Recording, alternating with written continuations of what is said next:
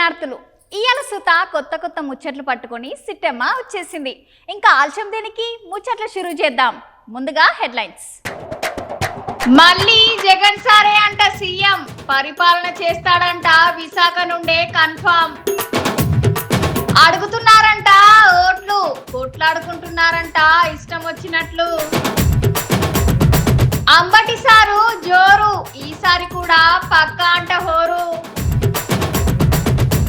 బిందెల పెట్టిందంట తలకాయ, తిప్పలు పడ్డదంట తలరాక.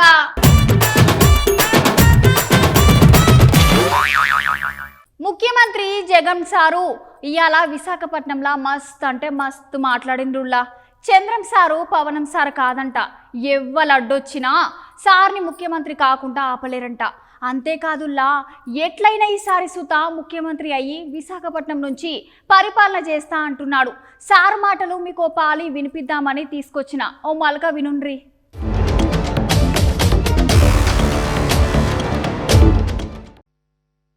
But I am assuring you, post-election, my stay would be in Vizag.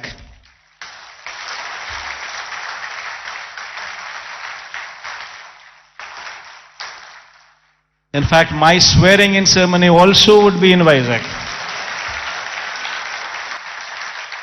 This is my commitment to Vizag. The institutions such as IDPL, NMDC, NFC, IICT, and so forth, they were all set up in Hyderabad. Because of the fact that public sector undertakings, these huge investments came up in Hyderabad, Hyderabad as an area grew beyond any other place in the state. That is the reason why, but once these kind of institutions come up, then automatically it leads to a transformation, leads to better salaried employees coming out of that location, coming out of that place, which in turn leads to a cyclic effect where better institutions would come up, overall economic growth takes place, and then the city starts moving and growing. Unfortunately for us, it so happened that 90% of the entire PSUs which were allocated to the erstwhile state of Andhra Pradesh have all come up only in Hyderabad. And because of that, Hyderabad grew at a much faster pace than any other place in the state.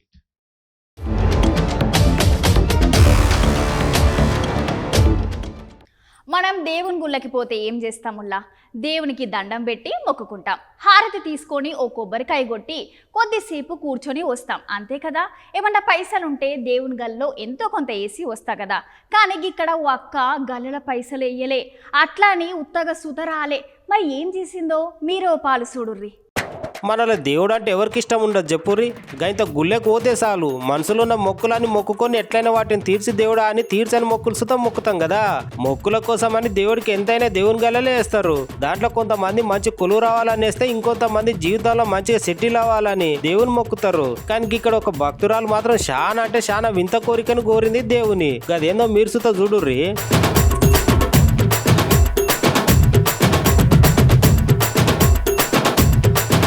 అసలు ముచ్చట ఏందంటే, మొన్న ఆయన మేడారం జాతరకి తెలుగు రాష్ట్రాల నుంచే కాకుండా దేశంలో మొత్తం ఎక్కడెక్కడ సందో భక్తులు వచ్చి సమ్మక్క సారాలక్క దర్శనం చేసుకున్నారు. పూజలు సుతా చేసి మొక్కులు చెల్లించుకున్నారు. పైసలు గల్లలేసేటోళ్ళు గల్లలేసిర్రు. అయితే గక్కని అసలు ట్విట్ ఏందంటే, ఓ అక్క ఉండిలో పైసలు వేయలే, ఓ చిన్న పేపర్ ముక్క మీద రాసి వేసిన చిట్టి గాయంత అందరినీ పరిచయం చేసిందట. ఇంతకీ అక్కగా చిట్టిలు ఏం రాసిందంటే, నా భర్త బెట్టింగ్ వేసుడు మానేయాలని. అంతేకాదోళ్ళ వాళ్ళ అక్క కొడుకు సుతా ఎట్లయినా త్రిబుల్ ఐటీ సీటు రావాలని అక్క సిటీలో రాసి గల్లలేసిందట. అయితే జాతర అంతా అయిపోయింది కాబట్టి హన్మకొండ లస్కర్ బజార్లో ఉన్న టీటీడీ కళ్యాణ మండపంలో సమ్మక్క సారాలమ్మ జాతర హుండీలను లెక్క పెడుతున్నారట. మేడారం జాతర గల్లలను లెక్కేస్తుంటే ఈ అక్క మొక్కుల సిటీ అంతా బయటపడిందంట. ఇది కాస్త ఆ నోట్ల ఈ నోట్ల పడి ఫుల్ వైరల్ అయిందంట. అక్క రాసిన మొక్కుల సిటీ చూసి అందరు పరిచయం అవుతున్నారట.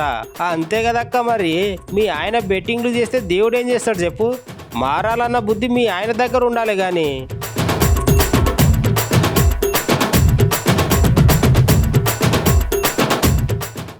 మనం అప్పుడప్పుడు పోరగాళ్ళు తీట పని చేసి అటు దునుకుడో లేకపోతే ఇటు దునుకుడో చేస్తూ ఉంటారు.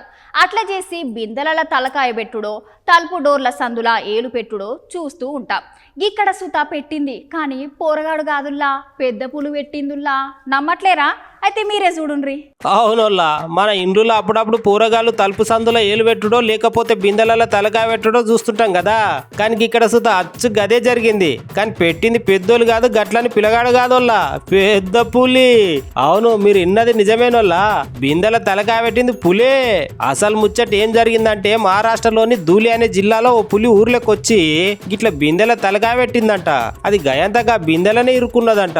అందులో నుండి తలకాయ తీస్తానికి చాలా తిప్పలు పడ్డదంట పాపం. అట్లా దగ్గర 5 గంటలు తిప్పలు పడిందంట. ఎన్ని రకాలుగా ప్రయత్నించినా తలకాయ రాకపోయేసరికి లాస్ట్కి ఇక చుట్టుపట్టు ఉన్నోళ్ళు చూసి అటవీ శాఖ అధికారులకు చెప్తే వాళ్ళు వచ్చి ఇక పులికి మత్తు మంది ఇచ్చి అది వండినాక నిమ్మలంగా బిందెని గతరించి పులిని కాపాడినరట.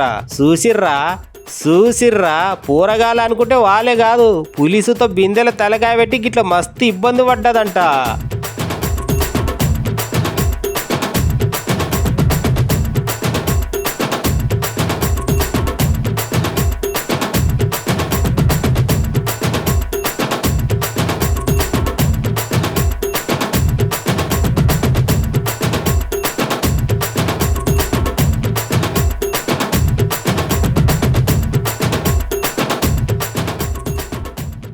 ఆంధ్రాల ఎలక్షన్లు దగ్గర పడుతున్నాయి. జగనం సారు చంద్రం సార్లు సంధి దొరికినప్పుడల్లా ఒకరి మీద ఒకరు నువ్వెంత అంటే నువ్వెంత అని మాటల యుద్ధం చేసుకుంటున్నారు. వాళ్ళు అట్లా మాటలు అనుకుంటుంటే ఇగో కింద ఉన్నోళ్ళు గిట్ల చెప్పుల యుద్ధం చేసుకుంటున్నారు. ఇది చూసిర్రా? అవును, చూపిస్తున్నా చెప్పే. ఎలక్షన్లు దగ్గర పడుతున్న కొద్దీ అటు జగనాల్ సారు చంద్రం సారు పవనాల్ సార్ల మధ్యలో పోటీగా మాటలు పెరుగుతున్నాయి. వాళ్ళ నడిమింతల గట్ల మాటలు పెరుగుతుంటే ఇగో కిందోలు గిట్ల ఎక్కడ పడితే అక్కడ పబ్లిక్ మీటింగ్లలో జనాల మధ్యలోనే చెప్పులు చూపించుకుంటున్నారు. ఇది ఎక్కడ జరిగిందంటే రాజమండ్రిలో సిద్ధం సభల ఇగో ఈ యుద్ధం జరిగిందంట. వాలంటీర్లని మా సర్కారు సొంత మక్కలు చెల్లెండ్లు అన్నదమ్ముల లెక్కలా చూసుకుంటున్నాం. అసొంటిది మా వాలంటీర్ అక్కని బేరిచ్చిర్రని గా సభలోనే టీడీపీ నేత మాజీ ఎమ్మెల్సీ ఆదిరెడ్డి అప్పారావుకి గిట్ల YCP party MP Margani Bharat sir అందరి ముందు చెప్పు చూపించి మరీ వార్నింగ్ ఇచ్చిండట. ఈసారి సుత ఎట్టయినా మా జగనం సారే మళ్ళోసారి ముఖ్యమంత్రి అవుతాడు, మా వాలంటీర్ అక్క చెల్లెళ్లను కడుపులో పెట్టుకొని చూసుకుంటామని సిద్ధం సభలో సార్ మాట సుత్తి ఇచ్చిండు. చెల్లెమ్మని ఇలా బెదిరిస్తే అలాంటి వాడిని ఏం చేయాలండి? అలాంటి వాడిని ఏం చేయాలి? చెప్పు తీద్దామా? ఇవాళ నేను చెప్తా ఉన్నా, నా వాలంటీర్ అక్క చెల్లెమ్మల్ని అన్నతమ్ముల్ని నేను నా సొంత తోబుట్టువుల్లా చూసుకుంటానని ఇవాళ ఈ వేదిక నుంచి మాట ఇస్తా ఉన్నా. ఏంటన్నో కార్యకర్తల్ని ఆపలేవా? ఇక్కడ ఎవరైనా గాజులు తడుక్కుని కూర్చున్నారు అనుకున్నావా ఏంటి? మీరు ఆశీర్వదించారు, జగనన్న ఆశీర్వదించాడు. దేవుడు దయతో ఇవాళ నేను ఎంపీగా అయ్యా. 3 సంవత్సరాలు కరోనాతో పోయింది. 2 సంవత్సరాల్లో రాజమండ్రి రూపురేఖలు మార్చామా లేదా అని అడుగుతా ఉన్నా. 16 సంవత్సరాలు పదవుల్లో ఉన్నారు. రాజమండ్రికి ఒక్కటంటే ఒకటి ఏదైనా పని చేశారా అని అడుగుతా ఉన్నా. చేస్తే ఇలా చెప్పండి, లేకపోతే ఇలా చెప్పండి. చేయలే. మరి అలాంటి వ్యక్తులు మనకి ఎమ్మెల్యేగా ఎందుకమ్మా అవసరమా? ఇవాళ రాజమండ్రి అభివృద్ధి కావాలా లేదా అని అడుగుతా ఉన్నా. కావాలా? అభివృద్ధి కావాలా? రాజమండ్రి శాంతి భద్రతలతో ఉండాలా లేదా? పీస్ఫుల్ గా ఉండాలా లేదా? ఉండాలా?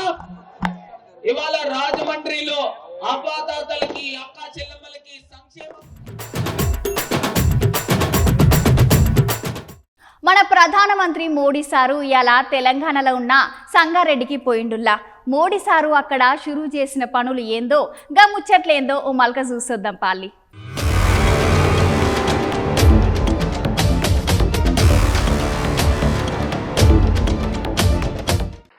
लेकिन मैं एक बात से आपको आगाह भी कराना चाहता हूं।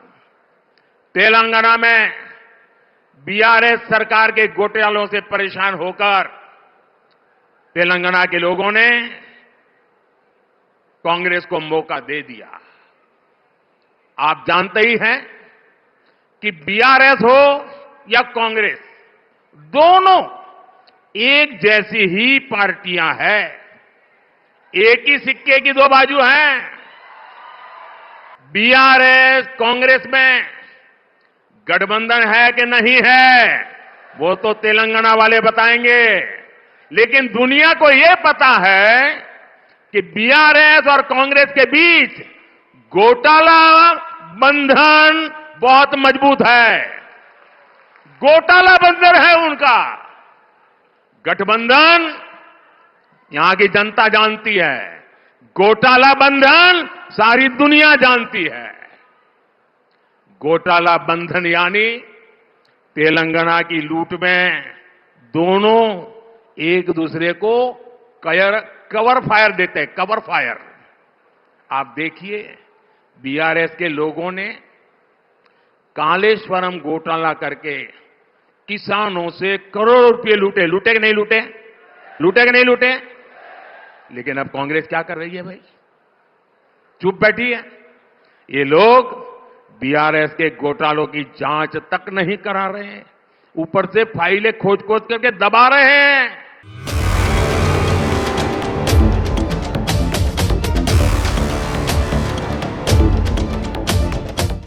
ఒకప్పట్లో ఆడోళ్ళంటే అన్నిటికీ భయపడుకుంటా ప్రతిదానికి సిగ్గుపడుకుంటా ఉండేది. కానీ రోజులు గడుస్తున్న కొద్దీ ఆడదంటే అబల కాదు సబల అని నిరూపిస్తున్నారు. కోపం వస్తే తాట తీస్తున్నారు. ఈ అక్క చేసిన ధైర్యానికి నాకైతే మస్తు సంతోషం అనిపించింది. మీకో పాలి చూపిస్తా చూడుండ్రి.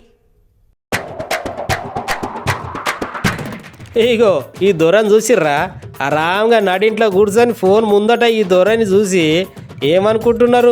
ఈ ఇంటి ఓనర్ అనుకుంటున్నారా? గట్ల అనుకోకూర్రి, ఈ మోతేవారి పక్క దొంగ. అవునోళ్ళ, మీరు ఇన్నది నిజమే. అసలు ముచ్చట చెప్పాలంటే పట్నంలో ఉన్న నిజాంపేటలో ఉన్న అపార్ట్మెంట్లో ఇది జరిగింది. ఇంట్లో ఎవ్వరు లేనిది చూసి ఈ మోతేవారి ఇంట్లోకి వచ్చి డోర్ వేసిండట. అంతే, ఇంట్లో ఉన్న అక్కకి చూసి మొదలు చాలా భయపడిందట. వెనకసిరికి ఉపాయం వాడిని అక్క ఫోన్లో వీడియో తీసుడు షురూ చేస్తే గా మోతేవారి ఇక ఫుల్ భయపడిందట. అక్క నీ కాలు పట్టుకుంటా నీకు దండం పెడతా అక్క అనుకుంటా ఇట్లా బతిమలాడుకుంటా ఇక చూడు ఎట్లా బతిమలాడుతున్నాడో. నీ పేరేంటి? నువ్వు అలా లోపలికి రావడం ఏంటి? బెల్ కొట్టడము అట్లాంటివి ఏం లేవా? నువ్వు డైరెక్ట్ గా లోపలికి రావడం ఏంటి? ఎవరు నువ్వు? ఎవరు నువ్వు? చంపడానుకుంటే ఇదా నువ్వు రావాల్సిన ప్లేస్? ఇదేనా ఇదేనా నువ్వు రావాల్సిన ప్లేస్? నువ్వు బయటికి రా, నువ్వు బయటికి రా, నువ్వు బయటికి రా, నువ్వు బయటికి రా. నువ్వు ఎవరో నాకు తెలియదు. నువ్వు బయటికి రా, నువ్వు బయటికి రా, నువ్వు బయటికి రా, నువ్వు రా. చూసిర్రా, గట్ల అక్క నీ పేరేంది, ఇంట్లోకి ఎందుకు వచ్చినావు అని గట్టిగా అడిగేసరికి దెబ్బకు జవాబు చెప్పకుండా గా అపార్ట్మెంట్ 2వ అంతస్తు దూకి ఎవ్వలకు దొరకకుండా పారిపోయినట్ట.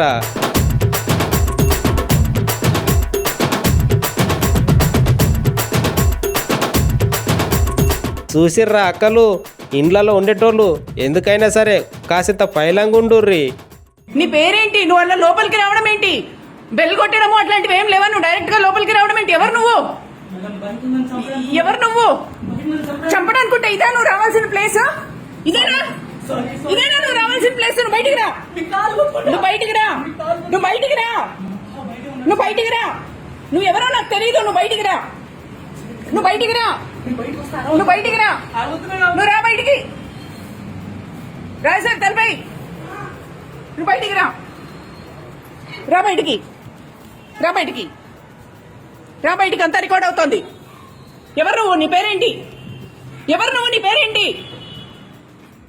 ఎలక్షన్లు దగ్గర పడుతుంటే రాజకీయ నాయకులల్లా మంచి మంచి యాక్టర్లు డాన్సర్లు బయటపడుతుంటారు. అచ్చం గట్టనే చేసిండు మన అంబటి సారు బుల్లెట్ బండి మీద పోకుండా జనాలల్లా హల్చల్ చేసిండుల్లా. ఓ పాలి సార్ను చూడుండ్రి.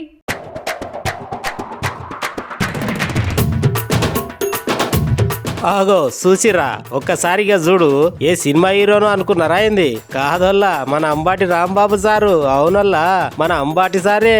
ఎలక్షన్లు దగ్గర పడుతున్నా అని సార్ గిట్లా పల్నాడు జిల్లా సత్యనపల్లి మండలం భీమారం ఊరు దాకా ఇట్లా బుల్లెట్ బండి పైన తిరుగుకుంటా సార్ అల్చల్ చేసిండు.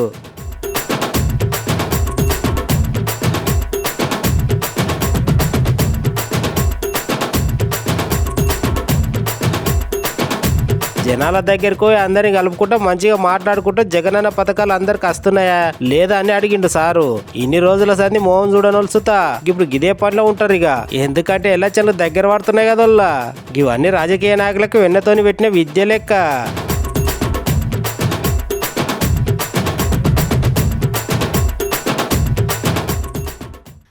మనందరికీ లిఫ్ట్ ఎరికే కదా, ఆఫీస్లను పెద్ద పెద్ద షాపింగ్ మాల్లను లేకపోతే పెద్ద పెద్ద బిల్డింగ్లను చూసి ఉంటాం. అది సుతా మహా అయితే ఒక 4, 5 లేదా 6 పట్టేది చూసి ఉంటారు కదా. కానీ ఇక్కడ ఉన్న లిఫ్ట్ స్పెషాలిటీ తెలిస్తే దెబ్బకి షాక్ అవుతారు. ఒకసారి చూడండి. ఇదేంది అపార్ట్మెంట్ని పట్టుకొని లిఫ్ట్ అంటున్నారు, ఏంది అనుకుంటుర్రా? అవునల్లా ఇది లిఫ్టే. ఈ లిఫ్ట్ మన దునియాలోనే పెద్ద లిఫ్ట్ అంటే ఇది ఇంత పెద్దగా ఉంది. ఏదో బయట దేశంలో కట్టి ఉంటారు అనుకుంటారు కదా అందరూ, కానీ ఇది కట్టింది సుతా మన దేశంలోనే. ఓ పాలు మీరు చూడుర్రి లిఫ్ట్ ఎంత పెద్దగా ఉందో.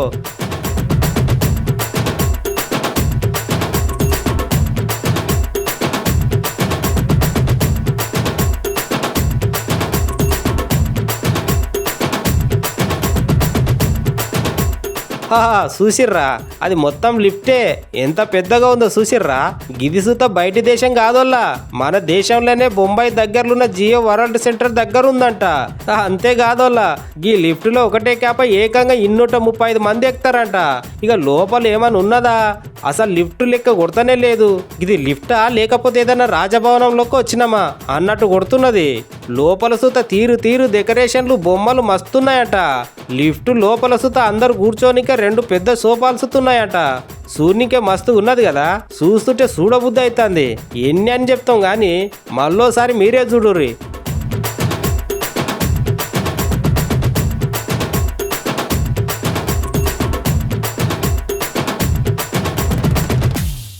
మనం అప్పుడప్పుడు ఇంట్లో పైసలకి ఇబ్బంది ఉంటే ఏం చేస్తాముల్లా, ఇంట్లున్న బంగారమో లేకపోతే ఇల్లు పొలమో తాకట్టు పెట్టి పైసలు తీసుకుంటాం కదా. అగో గట్లనే ఇక్కడ సుతా తాకట్టు పెట్టిండ్రు. కానీ బంగారమో ఇల్లు పొలమో కాదుల్లా, ఏకంగా సెక్రటరియేట్నే తాకట్టు పెట్టిండ్రు. పైనుండి ఇంకా మేము చేసింది కరెక్ట్ అని అంటున్నారు. ఓ పాలి మీరు సుతా వినుండ్రిగా మాటలేందో. అవునల్లా నిజంగానే సెక్రటరీని తాకట్టు పెట్టిర్రట. కొడాలి నాన్న సార్ మాట్లాడుకుంటూ సెక్రటరేట్ ఏమన్నా చంద్రం సార్ సొంతం ఆస్తే అని అడిగిండు. అంతేకాకుండా సర్కార్కి ఇబ్బంది అయినప్పుడు తాకట్టు పెట్టొచ్చంట.